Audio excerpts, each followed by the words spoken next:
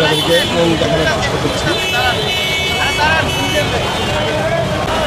আপনারা নিশ্চয়ই দেখেছেন, জানেন, সম্প্রতি গাজীপুরের আমাদের এক ভাই তুহিনকে নির্মমভাবে কুপিয়ে হত্যা করেছে। শুধু তাই না, সারা দেশের এক ভাই সাংবাদিকদেরকে দুর্বৃত্তরা, বিভিন্ন দলের ছত্র ছায়ায় থাকা সন্ত্রাসীরা সাংবাদিকদের হুমকি দুমকি অব্যাহত রেখেছে এবং তাদের ব্যাপারে সরকার অবিলম্বে সরকার ছিল, তখনও সাংবাদিকরা রেহাই পায় নাই। বর্তমানে অন্তর্বর্তী সরকার আমলে আমরা নিরাপদ নই, নিরাপত্তাহীনতায় ভুগছে। তারা অনেকেই সাংবাদিকতা, যারা মাঠে পর্যায়ে সাংবাদিকতা করবে তাদেরকে মব সৃষ্টি করছে। আমরা যেন শুধু ক্যানিংগঞ্জ নয়, সারা বাংলাদেশে যেন সাংবাদিকরা নিরাপত্তা থাকে, আমরা ঐক্যবদ্ধ এবং ঐক্যবদ্ধের মাধ্যমেই আমরা সারা দেশে সাংবাদিক ঐক্যবদ্ধ থাকতে চাই। সারা দেশের সাংবাদিক নিয়ে ঐক্যবদ্ধ করলে আমার মনে হয় আমাদের কেউ দমাতে পারবে না। সংবাদ প্রকাশ করলেই একজনের বিপক্ষে যায়, তখনই সে হুমকি দেয়। কারো পক্ষে গেলে ভালো, বিপক্ষে গেলে সে খারাপ। আসলে সাংবাদিকদের কাজ কি? সাংবাদিকদের কাজ সত্য উদ্ঘাটন করা আর সত্য লেখা। সেই সত্য লেখার জন্য যদি একজনকে হত্যা হতে হয়, নির্যাতনের শিকার হতে হয়, তাহলে বাংলাদেশের সাংবাদিক কিভাবে কাজ করবে? বাংলাদেশে কিভাবে ভালো সাংবাদিক হবে? এক বড় ভাই বলেছিল, বাংলাদেশে ভালো সাংবাদিক কখনোই হবে না, কারণ যারা ভালো সাংবাদিক হয় তাদের অবস্থা হয় সাংবাদিক তুহিনের মতো, সাংবাদিক সাগরুনির মতো, আর অথবা আরেকটি উপায় থাকে এদেশ থেকে চলে যাওয়া। আসলে আমরা কি করতে চাই? আমরা তো দেশের জন্যই কাজ করি। তাহলে আমাদের নিরাপত্তার দায়িত্ব কার? সরকারের। কিন্তু সরকার কি নিরাপত্তা দিতে পেরেছে?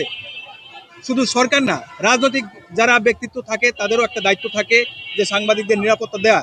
কিন্তু উল্টো আমরা অনেক সময় লক্ষ্য করি, যদি কোনো রাজনৈতিক ব্যক্তির বিরুদ্ধে নিউজ যায়, তখন সেই আমাদের উপরে ক্ষিপ্ত হয়ে তার যে পেটুয়া বাহিনী থাকে সাংবাদিকের উপর লেলিয়ে দেয়। আমরা আশা করব সরকারের প্রতি এবং যারা রাজনৈতিক ব্যক্তিত্ব রয়েছে তাদের সুবুদ্ধি উদয় হবে। আমার বিরুদ্ধে 4টা মামলা দেওয়া হয়েছিল। আমি গুম হয়েছিলাম 2 দিন, মিরপুর থানায় আটক ছিলাম। আমার খবর কেউ জানতো না। এই সাংবাদিক ভাইদের উছিলায়, তাদের সহযোগিতায়, তাদের প্রচেষ্টায় আমি সেই গুম থেকে মুক্তি পেয়েছিলাম। এখন 5ই আগস্ট পরবর্তী সময়েও আমরা নিরাপদ নয়। আমরা 5ই আগস্টে অংশগ্রহণ করেছিলাম আমাদের নিরাপত্তার জন্য, দেশের মানুষের ন্যায্য অধিকার নিশ্চিত করার জন্য, কথা বলার জন্য, সাধারণ মানুষের পাশে দাঁড়ানোর জন্য। মুক্ত সাংবাদিকতা আসবে এবং সাংবাদিকদের জীবন সহ সার্বিক নিরাপত্তা ব্যবস্থা জোরদার হবে। কিন্তু অন্তত দুঃখের সাথে বলতে হচ্ছে যে 5ই আগস্টের পরবর্তী সময়ে বর্তমানে সাংবাদিকতা এবং সাংবাদিকদের জীবন অনেক হুমকির মুখে পড়েছে। দেশে চলমান যে পরিস্থিতি চলছে, এর মধ্যে গাজীপুরের সাংবাদিক তুহিনকে হত্যা করা হয়েছে। শুধু তাই নয়, আমাদের ঢাকা সহ সারা বাংলাদেশে প্রত্যেক জেলাতেই সাংবাদিকদের নিপীড়ন নির্যাতনের শিকার হতে হচ্ছে। বিভিন্ন সময় তারা সংবাদ সংগ্রহ করতে গিয়ে তাদের জীবন বিপন্ন হচ্ছে।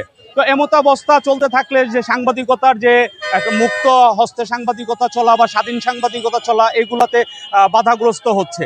তাই এই অবস্থা থেকে মুক্তি পাওয়ার জন্য বর্তমান অন্তর্বর্তীকালীন সরকারের মাননীয় প্রধান উপদেষ্টা এবং স্বরাষ্ট্র উপদেষ্টা সহ সরকারের সংশ্লিষ্ট সকলের দৃষ্টি কামনা করছি। তুহিনের উপর যে হামলা হয়েছে, আমরা ক্যানিংগঞ্জ সাংবাদিকরা আমরা তীব্র নিন্দা জানাই এবং সরকারের কাছে আহ্বান জানাই অবিলম্বে হামলাকারীদের দ্রুত শাস্তির আওতায় আনা হোক।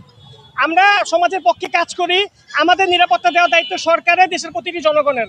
আমাদেরকে সৎসাহস দিবেন, সবসময় আমাদের পাশে থাকবেন এবং আমাদের উপর যদি হামলা মামলা হয় সে বিচার করবেন। কে নৃশংসভাবে হত্যা করা হয়েছে সেই ঘটনার তীব্র নিন্দা জানিয়ে এই মানববন্ধনে আমরা অংশ নিয়েছি।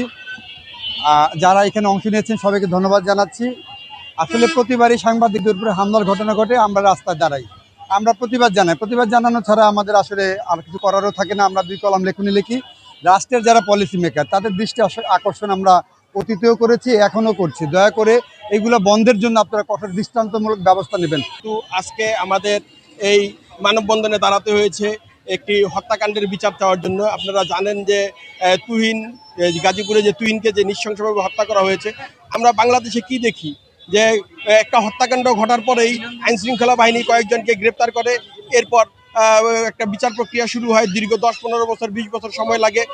হত্যাকারীরা আইনের ফাঁকফোকর দিয়ে জামিনে বেরিয়ে গিয়ে তারা আবার সেই একই অপরাধ করে।